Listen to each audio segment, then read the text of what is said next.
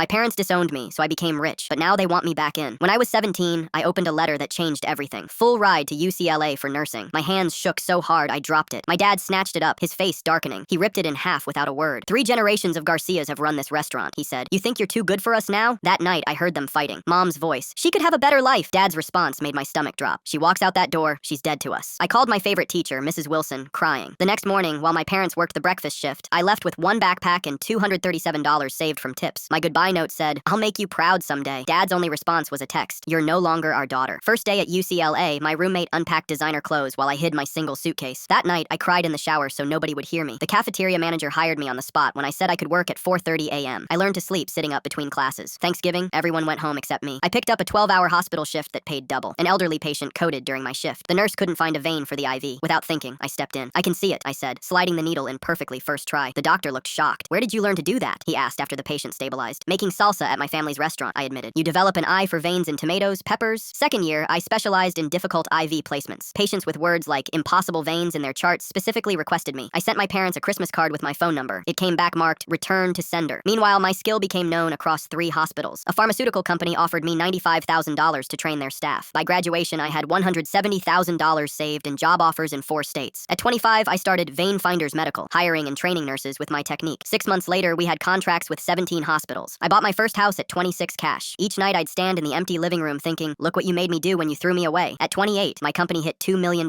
in revenue. A medical journal featured my technique. That same week, my cousin called. Your dad had a massive heart attack, she said. They're losing everything. 7 years of silence, then I was speeding to Phoenix. The restaurant's sign was half burned out. Inside, cockroaches scattered when I opened the door. Mom aged 20 years overnight. Dad lay in the corner booth, oxygen tank beside him, medical bills covering the table. $347,000 in debt, no insurance. Why didn't you call me? I demanded. Mom couldn't look at me. Your father forbade it. Dad's eyes finally met mine. We made a terrible mistake, he whispered, voice barely audible. You were right. We were wrong. The hospital wanted $45,000 by Friday, or they'd stop his treatment. The bank was auctioning the restaurant next month. I had 3 choices. Walk away like they did to me, save them without conditions, or something else entirely. I took out my phone and made a call. Cancel my meetings tomorrow. Family emergency. Then I faced them. I'm buying the restaurant, not for you, for me. You'll work for me now. With health insurance, fair salary, and professional management. Mom started sobbing. Dad's monitor started beeping faster. There's one non-negotiable condition, I continued, my voice steady despite my pounding heart. We're starting the Garcia Family Education Fund. Every year, 5 Phoenix students get full college scholarships. I stood to leave, then turned back. And one more thing, that dead to us rule, it works both ways. The parents I knew died the day they disowned me. I'm giving you both a chance to show me who you are now. 3 months later, the new Garcia Family Bistro opened, with Dad supervising from a wheelchair. Last week, he handed me a small box. Inside was my UCLA acceptance letter, taped back together, with 3 words added at the bottom in shaky handwriting. You were right. Some relationships can't be fixed, but sometimes they can be rebuilt into something completely new.